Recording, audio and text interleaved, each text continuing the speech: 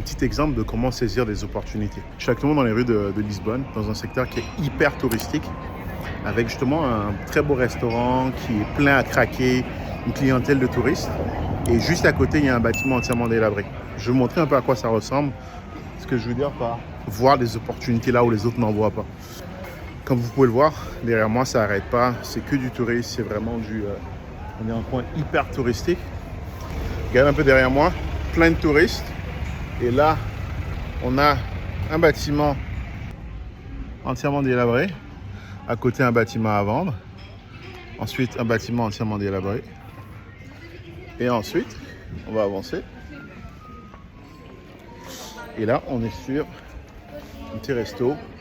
Super sympa. Super blindé. Ça rentre, ça n'arrête pas de rentrer. Ça n'arrête pas de rentrer. Ça n'arrête pas de rentrer. Et juste à côté, qu'est-ce qu'il y a? Un bâtiment entièrement démonté. C'est ça qu'on appelle voir les opportunités là où les autres n'en voient pas. Donc là, il y a des travaux à faire. Ça peut être une super opportunité pour reconstruire Airbnb, faire un beau petit commerce en bas au rez-de-chaussée. Mais ça, c'est une opportunité monstre. Regardez dans quel état c'est. Entièrement démonté. C'est ce que je veux dire par trouver des opportunités là où les autres n'en voient pas. Juste en marchant dans les rues, trouver des opportunités. Et comble de l'histoire, le bâtiment en question est à vendre. Donc ce qu'on va faire, même bien que n'étant pas d'ici, on va passer un petit coup de fil, comprendre les prix, faire une petite recherche sur Airbnb pour voir qu'est-ce qu'on peut aller chercher en termes de loyer, estimer les coûts des rénovations et voir ce que ça coûte pour un étranger, un Français dans mon cas, pour pouvoir acheter à Lisbonne.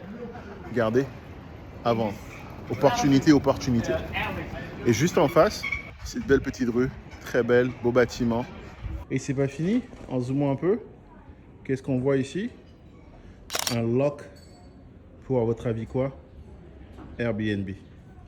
Donc c'est clair, ce quartier, un quartier avec un potentiel de location courte durée. C'est clair qu'il y a de la location courte durée à faire dans ce quartier. Et c'est clair qu'il y a un bâtiment comme ça. Si la structure est encore bonne, clairement c'est un bâtiment à racheter, à rénover et à retaper pour faire la location courte durée. L'argent consiste juste à créer de la valeur. Si vous pouvez créer de la valeur pour quelqu'un qui en a besoin, que ce soit un commerce ou que ce soit des locataires qui sont de passage, vous allez faire de l'argent. C'est aussi simple que ça. C'est mon 3e jour à Lisbonne. Hier, j'ai fait beaucoup de tourisme. Je me suis promené avec ce qu'on appelle un tuk-tuk. J'ai fait une vidéo là-dessus où est-ce que le bon vieux Raphaël nous avait aidé à faire le tour de la ville et à vraiment apprécier un ensemble de lieux touristiques. Aujourd'hui, j'ai voulu refaire le tour à pied pour vraiment prendre le temps d'apprécier la ville et surtout de voir tout ce qu'on peut y trouver comme opportunité. On est actuellement dans un endroit hyper touristique. Je viens de passer à côté d'un bâtiment qui est à vendre, qui est en très piteux état et qui me fait penser qu'il y a beaucoup d'optimisation à faire dans cette ville. Je suis actuellement sur l'un des endroits touristiques de la ville.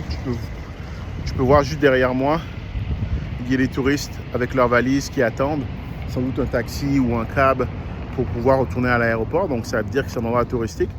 Et je vais plus loin, si tu vois juste là, tu vois tous les Bolt ou les Uber, je sais pas quelle marque, mais c'est toutes les trottinettes que tu vois là, c'est la preuve qu'il y a une très forte activité touristique dans le secteur. On vient de passer à côté d'un bâtiment qui était totalement délabré. Et le but de ma vidéo, c'est de te montrer un peu comment est-ce que juste en ayant la bonne information, on est en mesure de dénicher des opportunités. Je ne vis pas au Portugal, donc il ne se passera peut-être rien après ceci. J'ai 2-3 contacts que je vais appeler après, mais l'idée, c'est de se dire, juste en marchant dans les rues, c'est la meilleure façon de trouver les opportunités. Oui, tous les matins, tu peux te promener sur Centris, sur Matrice, regarder ce que ça donne. Mais ultimement, rien ne va remplacer le fait de marcher dans les rues et de voir. On dit souvent, si tu veux pouvoir trouver une opportunité, regarde quelques éléments. Je me souviens d'un live que j'ai fait avec mon bon vieux ami Axel, parce qu'on parlait d'une dizaine de façons de trouver des opportunités. Par exemple, on citait le fait de, si tu passes dans une rue et que tu vois que le gazon n'est pas taillé, très probablement, c'est que le propriétaire s'en fout du logement et donc peut-être qu'il sera ouvert à vendre. Parce que ultimement, l'opportunité, c'est de trouver des vendeurs motivés. Et comment est-ce qu'on reconnaît un vendeur motivé? C'est pas écrit sur son front. Par contre, c'est écrit sur le front du bâtiment. Bâtiment en mauvais état, c'est un vendeur qui n'en a rien à cirer. Sans doute parce que le bâtiment est déjà payé. Tout ce qu'il a à payer, c'est les taxes. Et avec les 2-3 loyers qu'il collecte, il est en mesure de les couvrir. Ou si par exemple, tu te rends compte que dans la boîte aux lettres, il y a plein de courriers. C'est-à-dire que soit c'est pas habité et que le facteur, comme un con, il continue à déposer tous les jours du courrier. Ou bien c'est habité, Mais ceux qui sont là n'en ont rien à carrer.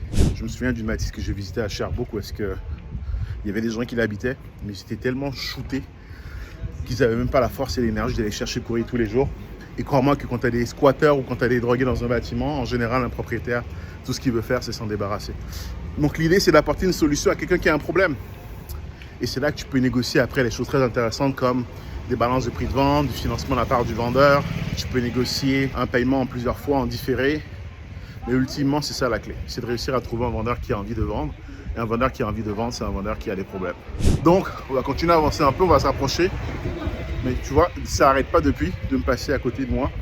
Donc, le bâtiment dont je te parle, j'essaierai de remettre dans la vidéo, un petit extrait. C'est un bâtiment qui était de 4 étages, avec sans doute un espace commercial au rez-de-chaussée. Juste à côté, il y avait un méga beau commerce, avec rempli de touristes français qui étaient en train de manger. Donc, ça veut dire que c'est un point touristique. Donc, ça veut dire que c'est un point qui attire des touristes. Donc, ça veut dire que c'est un point qui a un fort potentiel de location courte durée. Et qui dit location courte durée dit ching ching. Après, il faut aller valider tout ce qui est réglementation. Est-ce que tu as le droit de le faire ou pas? Mais ce que je peux te dire, c'est que juste dans la rue d'à côté, il y avait une boîte à clés qui est soit un courtier qui veut vendre et qui ne veut pas se bouger pour aller faire les visites et qui a mis une boîte à clés, ou bien c'est quelqu'un qui fait du Airbnb puis qui n'a pas envie de se bouger non plus et qui donne juste un code pour que les gens puissent faire ce qu'on appelle le self-check-in. Donc, la morale de l'histoire, c'est sors de chez toi, marche dans les rues. Moi, ce que j'avais fait à une époque, je m'étais carrément acheté un vélo parce que c'était plus pratique de se déplacer en vélo, donc je couvrais une plus grosse surface. Et ce que tu veux faire, c'est pas forcément passer dans les rues principales. Tu veux passer dans les petites rues derrière les bâtiments parce qu'en général, même si des fois la façade est belle devant, bah, il se peut que derrière ce soit un vrai taudis et que ce soit là que tu te rends compte finalement que le bâtiment est vraiment mal entretenu. Donc, essaie de prendre des routes différentes à chaque fois. Promène-toi dans les quartiers. Promène-toi dans les quartiers qui sont dits défavorisés parce que, en général, j'aime pas être le premier dans un quartier, mais si je commence à voir qu'il y a déjà du monde qui fait du Airbnb, c'est-à-dire qu'il y a déjà une demande. Et donc, pour moi, c'est un premier indicateur. Et ensuite, maintenant, je vais aller valider avec AirDNA pour aller voir s'il y a de la demande dans le secteur. Donc, j'y vais en plusieurs étapes. Mais sache que c'est vraiment une bonne façon de s'y prendre. Puis, regarde, on est vraiment un secteur qui est super beau. Je te montrerai quelques éléments tout à l'heure. La vue est extraordinaire. Une belle circulation. Ça n'arrête pas de me dépasser depuis tout à l'heure. Il y a du monde qui vient visiter le secteur. Un touriste il veut être proche des centres d'attraction, proche des restaurants et surtout avoir une façon, idéalement, s'il vient en voiture, de pouvoir garer sa voiture. Mais je crois qu'ici, la population que je vois beaucoup, c'est des Anglais, c'est des Français. Donc, c'est sans doute des gens qui viennent en avion. Donc, même pas besoin de fournir un parking. Tout ce qu'ils veulent, c'est un logement qui est bien situé, qui est de bon standing. Ça, par contre, il ne faut vraiment pas être cheap dessus. Vraiment faire de belles rénovations, faire un beau ménage, belle décoration. Et ensuite, maintenant, que ce soit aussi bien à l'intérieur qu'à l'extérieur du bâtiment, commence par te concentrer sur l'intérieur. Après, tu pourras faire l'extérieur. Mais ce qui est aussi important, c'est pouvoir derrière offrir une panoplie de services. Donc, parce qu'il est à côté, est-ce que tu peux lui offrir un contact directement de quelqu'un qui peut lui faire le tour de la ville? Moi, j'aurai un Airbnb ici, c'est sûr que ce que je ferai, je mettrai le contact de Raphaël pour qu'il les aide à faire le tour de la ville. Donc, c'est vraiment un peu du tout inclus. Les gens ne veulent pas se péter la tête, ils veulent pouvoir rapidement accéder aux amenities. Donc, si tu es en mesure d'offrir vraiment un service tout inclus, tu vas performer. Je te montre autre chose, regarde, là on arrive on arrive au Panthéon. Eusebio était enterré là, si tu sais qui c'est Eusebio. Si tu aimes le soccer, c'est pas forcément mon cas, mais je le sais parce que Raphaël me l'a dit. Tous ces éléments confirment qu'il y a un potentiel dans le secteur à cause des éléments suivants. Point touristique à très forte proximité, restaurant, restauration. Il faudrait valider, c'est ce qu'il y a des commerces de proximité aussi pour pouvoir faire des courses, ça c'est un point important aussi. Mais tout est bon pour l'instant. Donc moi, ça fait le tour de la vidéo. Je voulais juste partager un peu ma façon de penser quand je marche dans les rues et ce que je regarde. Que ce soit par exemple des commerces à proximité qui marchent, donc, comme le restaurant qu'on a vu, que ce soit des logs qui prouvent qu'il y a de la location courte durée qui se fait dans le secteur, que ce soit un trafic avec des touristes, comme tu as pu le voir, ça n'a pas arrêté. Et aussi un point important, c'est les commerces dans le secteur pour que les gens puissent quand même aller faire leurs courses et manger à la maison quand ils sont en Airbnb.